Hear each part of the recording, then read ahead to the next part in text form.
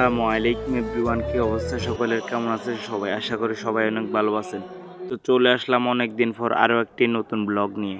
তো আজকের ব্লগে আপনারা দেখতে পারবেন লক্ষ্মীপুর সামাদ স্কুলের মাঠে গণজমায়েতের একটা আয়োজন করা হয়েছে। প্রধান মেহমান হিসেবে ছিলেন ডাক্তার শফিকুর রহমান, বাংলাদেশ আমিরে জামাত এবং ডক্টর রেজাউল করিম। তো চলে গেলাম সেই গণজমায়েতে যাওয়ার পর তো আমি পুরাই অবাক। মানুষ আর মানুষ, এখন তো কোনো মানুষও বোঝা যাচ্ছে না।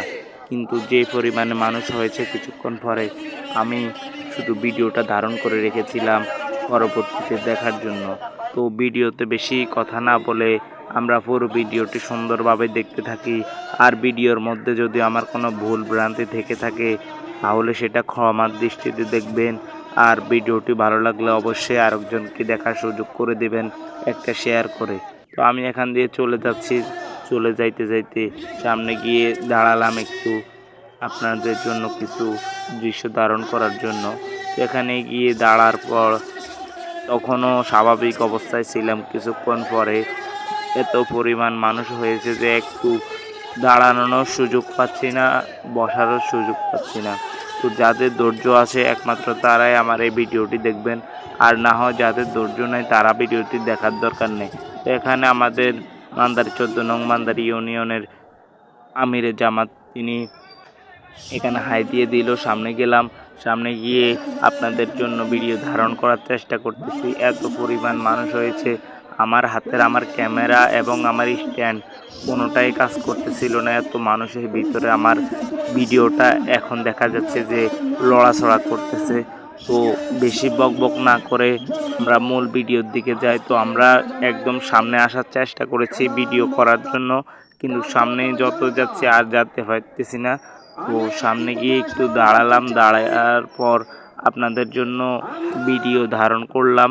তো দেখুন কত হাজার হাজার মানুষ, এখানে প্রায় 5 লক্ষের মতো মানুষ হয়েছে। পুরো লক্ষ্মীপুর রায়পুরের মানুষ, সব মানুষ এখানে উপস্থিত হয়েছে গণজমায়েতে। বাংলাদেশ জামাত ইসলামী, ইসলামী ছাত্র শিবির, যুব বিভাগ এবং আরও অন্যান্য দলের মানুষরা এখানে এসেছে। তো আল্লাহ সবাইকে এই গণজমায়েতের উসিলায় মাফ করে দেখ, সাথে আমাদেরকেও মাফ করে দেখ, সবাই বলি আমিন। তো এখানে চলে গেলাম এবার মাঝখান বরাবর সামনে যাওয়ার চেষ্টা করতেছি, কিন্তু আর যেতে পারতেছি না অনেক মানুষ হওয়ার কারণে। তারপর চলে গেলাম আরও একটু সামনে আপনাদের জন্য ভিডিও করার জন্য। তো সামনে গিয়ে আর যাইতে পারতেছি না। তো এখান থেকে আপনাদের জন্য কিছুটা ভিডিও করলাম। এখানে ভিডিওগুলো ভালো আসে নাই কারণ এখানে অনেক মানুষ হয়েছে।